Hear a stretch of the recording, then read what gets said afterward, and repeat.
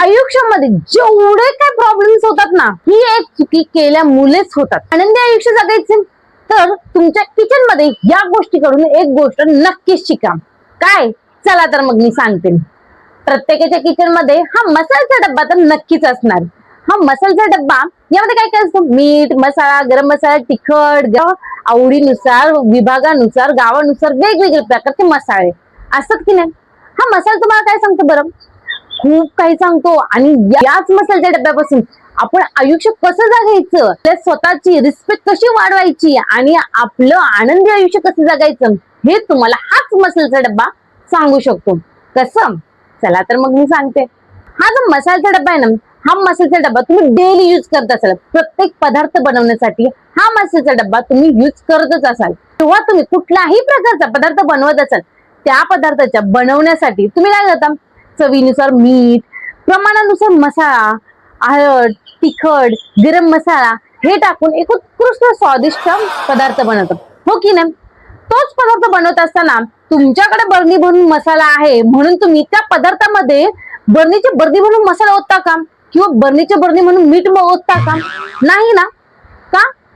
कारण त्या पदार्थाला गरज आहे तेवढीच तुम्ही तुमच्या अनुभवाने, प्रमाणाने त्या पदार्थामध्ये टाकता, तरच तुमचं पदार्थ एक उत्कृष्ट स्वादिष्ट बनतं, खाण्यायोग्य बनतं, हो की नाही. तसंच आपलं आयुष्य असतं. आपल्या आयुष्यामध्येही आपल्यामध्ये खूप सारे गुण अवगुण असतात, जे जसं की राग, प्रेम, माया, विश्वास, त्याग, चिंता, एखाद्याचं मस्तर, हो की नाही. ते जे पदार्थ आहेत आपल्या आतमधीतले जे गुण आहेत, त्या गुणांचं ना कुठल्याही वाईट किंवा चांगल्या परिस्थितीमध्ये कुठलीही सिच्युएशन येऊ, त्या सिच्युएशन मध्ये आपल्या आतमध्ये असलेल्या गुणांचा योग्य प्रमाणात वापर आपल्याला करता आला पाहिजे. एखादी गोष्ट आपल्या मनाविरुद्ध घडली तर आपण तिथे आपला राग किती व्यक्त करतोय, ते आपल्या आतमध्ये असलेला जेवढा काही राग आहे तो पूर्णच्या पूर्ण व्यक्त करतोय का, जेवढा घटना घडली त्यानुसार व्यक्त करतोय, त्याचा अनुभव असणं खूप गरजेचं आहे. आणि तसंच एक पॉझिटिव्ह म्हटलं तर तुमच्यामध्ये एखादी गोष्ट चांगली घडली तर तिथे तुम्ही किंवा एखाद्यावर तुम्ही प्रेम करत असाल तर तो प्रेम तुम्ही कितपर्यंत करताय, तुमच्या आतमध्ये जेवढा प्रेमाची भावना आहे ती पूर्ण व्यक्त करताय का, की गरज आहे तेवढंच करताय, याचा सुद्धा अनुभव अंदाज असणं खरंच गरजेचं आहे. प्रत्येक वेळी आपल्याला काय वाटतं यानुसार नका काम करू. सिच्युएशन काय, परिस्थिती काय आहे त्यानुसार वागायला शिका, त्यानुसार रिॲक्ट करायला शिका, त्यानुसार आपला एनर्जी तिथे वेस्ट करायला शिका. आपल्याला हे वाटतंय आपण एखाद्यावर प्रेम करतोय म्हणून आपण तसं वागायचं नाही. पुढची परिस्थिती काय, पुढचा व्यक्ती कोण, पुढची काय घटना घडलेली आहे त्यानुसार आपल्याला तसं वागता आलं पाहिजे, तरच तुम्ही कुठल्याच प्रॉब्लेम मध्ये पडणार नाही आणि तुमचं आयुष्य हॅपीली जगाल. कारण ना प्रत्येक वेळी आपल्याला एखादी गोष्ट वाटत असते आणि रियालिटी मध्ये ती गोष्ट तशी घडतच नसते. कितीच तरी लोक याच भ्रमात फसून जातात की आपण एखाद्या खूप प्रेम करतोय आणि त्यांना असं वाटत असतं की पुढचाही व्यक्ती त्याच्यावर तेवढंच प्रेम आणि विश्वास ठेवतोय, पण रियालिटी मध्ये तसं काहीच नसतं. किंवा एखाद्या वेळी असंही घडतं की आपण एखाद्या खूप राग करतोय आणि त्यांना असं वाटतं की पुढचाही व्यक्ती माझ्यावर एवढाच राग करत असेल, आणि रियालिटी मध्ये तसं नसतं. तो पुढच्या व्यक्तीच्या मनात काहीही रागाची भावना नसते. त्यामुळे ना रियालिटी काय, सत्य घटना काय हे समजून घेऊन आपलं वागणं बदलता आलं पाहिजे. कित्येकदा ना आपल्याला एखादी गोष्ट करायची नसते तरी आपण ती गोष्ट करतो, का माहितीये? कारण तशी परिस्थिती निर्माण होतील.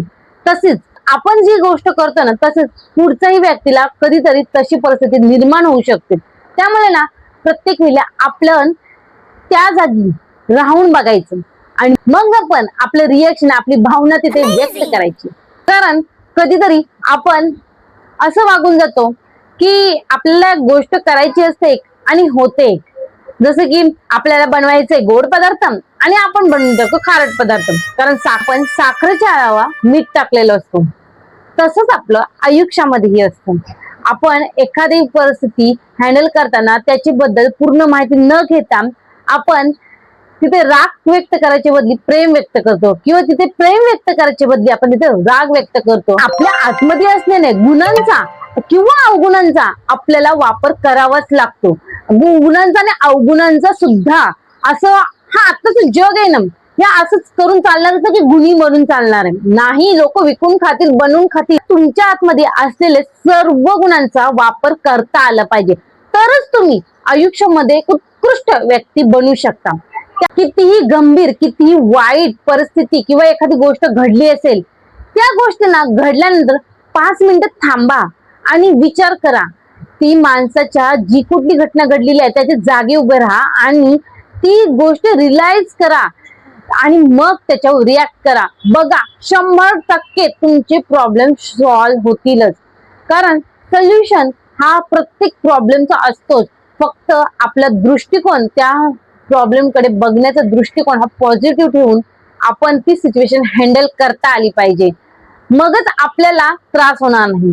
आपली परिस्थिती हँडल करताना फक्त एक विचार करायचा की माझा जो राग आहे तो मी या सिच्युएशनला एवढा वापरणं गरजेचं आहे का, किंवा मी या सिच्युएशनला एवढं प्रेम, एवढं विश्वास देणं गरजेचं आहे का.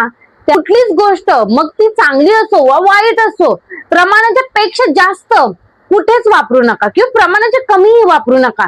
कमी वापरलं तरीही नुकसान होईल आणि जास्त वापरलं तरीही नुकसान होईल. आयुष्यामध्ये जेवढे काही प्रॉब्लेम आहेत ते प्रॉब्लेम ह्याच कुठल्या ना कुठल्या तरी गोष्टीमुळे आहेत.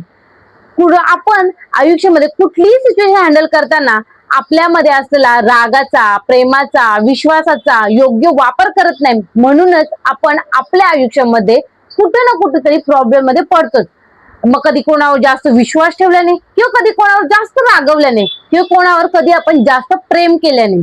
हीच जर गोष्ट तुम्ही योग्य वापर केलीत ना, किंवा या गोष्टीचा अनालाइज करून तुम्ही तुमच्या आयुष्यामध्ये लागू केलीत ना, तर तुम्ही कधीच कुठल्याच प्रॉब्लेम मध्ये पडूच शकणार नाही. याची मी 100% गॅरंटी